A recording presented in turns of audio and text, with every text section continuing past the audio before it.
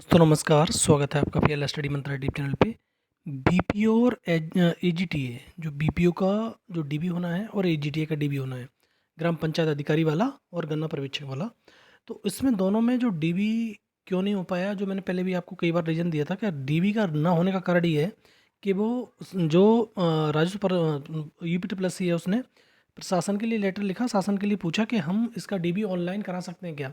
तो अभी तक इसकी मंजूरी तो नहीं मिली है, लेकिन आपका जो डीबी है, चाहे अब मंजूरी मिले या ना मिले, फरवरी में आपका डीबी स्टार्ट हो जाएगा। मान लो कि लगभग वही 17-18 फरवरी तक आपको डीबी ये स्टार्ट कर दिए जाएंगे। नोटिस की बात करें, नोटिस तो पहले ही आ जाएगा, ठीक है। लेकिन जो डीबी है, इसका जो बीपीओ का है, बीपीओ में बहुत ज़्यादा लोग नहीं है, तो बीपीओ का डीबी तो आराम से ख़त्म हो जाएगा। और मैंने पहले भी कहा था कि ऑनलाइन कराना ही था, तो बीपीओ का डीबी आपको पहले करा लेना चाहिए था। बीपीओ में इतने लोग नहीं हैं, 6113 समथिंग में लोग हैं, तो ये इनका डीबी करा लेना चाहिए था। डीबी आराम से हो भी जाता, कोई समस्या भी नहीं होती, इनका रिजल्ट भी समय से आ जाता। अब देखो डीबी होगा फरवरी में, मान लो कि डीबी पूरी फरवरी में खत्म हुआ, इनका बीपीओ वालों की बात कर रहा हूँ, तो कम से कम 2 महीने या 3 महीने तो मान के चलो कि रिजल्ट में ही लगा लेंगे वो। बहुत मतलब प्रयास करते हैं लोग, बहुत मतलब मिन्नतें करते हैं यूपी ट्रिपल एस सी में, जब तो जाके वहाँ पर रिजल्ट मिलेगा। रिजल्ट के बाद, रिजल्ट जब आ जाएगा फाइनल, बीपीओ का मान लो, एक उदाहरण ले रहा हूँ, बीपीओ का फाइनल रिजल्ट आपका आ गया 2-2.5 महीने में, उसके बाद संबंधित विभाग को फाइल भेजते भेजते 20 से 1 महीना लगा देते हैं। 20 दिन लगा लें, 25 दिन लगा लें, 1 महीना लगा लें, इतना समय लगा लेते हैं, तो बहुत समय लग जाता है। तो इन छात्रों का नुकसान ही तो हो रहा है, इसमें कोई फ़ायदा तो नहीं हो रहा है। तो ईपी ट्रिपल एस सी को और शासन को ये सोचना चाहिए कि कम जो छात्र हैं, तो ऑनलाइन तो ऑफलाइन भी हो जाता है, ये कोई समस्या नहीं रहती। हाँ, एक मान के चल सकते हैं कि जो एजीटीए है, इसमें छात्रों की संख्या काफ़ी अच्छी खासी है, 22,000 छात्र प्लस है। तो इसमें ऑनलाइन के लिए मतलब बाद में जो भी जानकारी मिलती, तो ऑफलाइन ऑनलाइन जो भी होता हो जाता, लेकिन इसमें तो करा लेते ही है।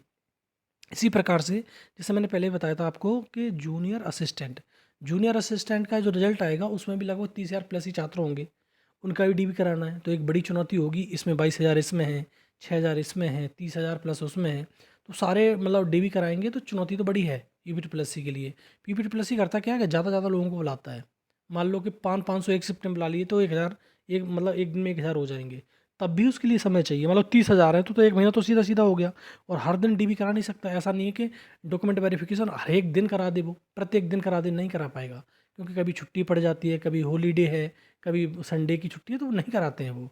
तो एक टाइम शेड्यूल होता है, जैसे 30 दिन का मान लो, 30 दिन बनता है या 35 दिन बनता है, तो कम से कम वो 1.25 2 महीने लग जाएंगे आराम से होते होते।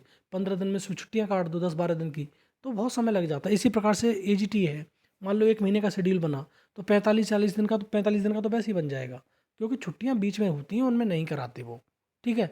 और आयोग मतलब जो कर्मचारी होते हैं नियमावली के तहत होते हैं, तो वो छुट्टी पे जाते हैं, सारे लोग नहीं होता है। जब वर्किंग डे होता है, उसी में आपका डीबी होगा।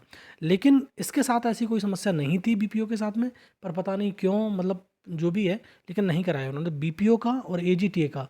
अब आपका जो डीबी है, वही मान लो कि 17-18 फरवरी में स्टार्ट हो जाएगा, और इसका तो ख़त्म हो जाएगा, लगभग फरवरी में ख़त्म करवा सकते हैं इसका बीपीओ का। लेकिन एजीटीए का मार्च तक चलेगा डीबी, क्योंकि समय इसमें लगने वाला है अच्छा खासा। इसी प्रकार से जब रिजल्ट इसका आ जाएगा जूनियर असिस्टेंट का, तो इन दोनों दोनों के डीबी होने के बाद उसका भी डीबी का स्टार्ट हो जाएगा, ठीक। तो इसमें जो डीबी है, आपको एक मोटा मोटी बात समझ लेनी है। जो डीबी है बीपीओ का और एजीटीए का, आपको फरवरी में हो जाएंगे। और फरवरी में बीपीओ का डीबी तो ख़त्म हो सकता है, लेकिन एजीटीए का डीबी ख़त्म नहीं होगा। एजीटीए का डीबी कम से कम मार्च तक जाएगा, ठीक है दोस्तों।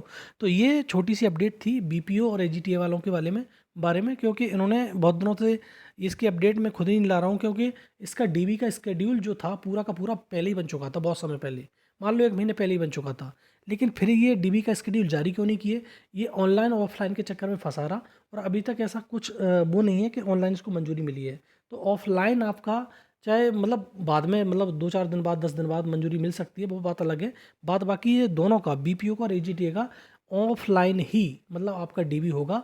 और अभी तक के सूत्रों के अनुसार ये आपका डीबी ऑफलाइन होगा और ईपी ट्रिपल एस सी में ही होगा।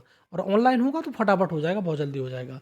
और शासन को वैसे इसमें कोई दिक्कत नहीं होनी चाहिए, जब तक मंजूरी नहीं देगा तो ऑफलाइन ही होगा। लेकिन अब आपका बीपीओ का और आईजीटीए का जो डीबी का स्केड्यूल है, वो जारी होगा जल्दी नोटिस, और आपका डीबी ये फरवरी में स्टार्ट हो जाएंगे, और फरवरी में बीपीओ का ख़त्म भी हो जाएगा, और एजीटीए का थोड़ा बहुत चलता रहेगा आगे मार्च तक, ठीक है दोस्तों। और जूनियर स्टूडेंट वाले भी आपको इसके बाद ही डीबी लगेगा, इससे पहले डीबी नहीं लगेगा, बीच में डीबी नहीं लगाएंगे, क्योंकि डीबी के लिए स्लॉट भी खाली चाहिए। क्योंकि ऐसा नहीं है कि एक डीबी हो रहा है दूसरे का उसी में डीबी हो जाएगा, नहीं होगा, समय लगता है उसके लिए। ठीक है दोस्तों, तो छोटी सी अपडेट अच्छी लगती है तो लाइक शेयर कर दिया करो, चैनल सब्सक्राइब कर लो। धन्यवाद दोस्तों।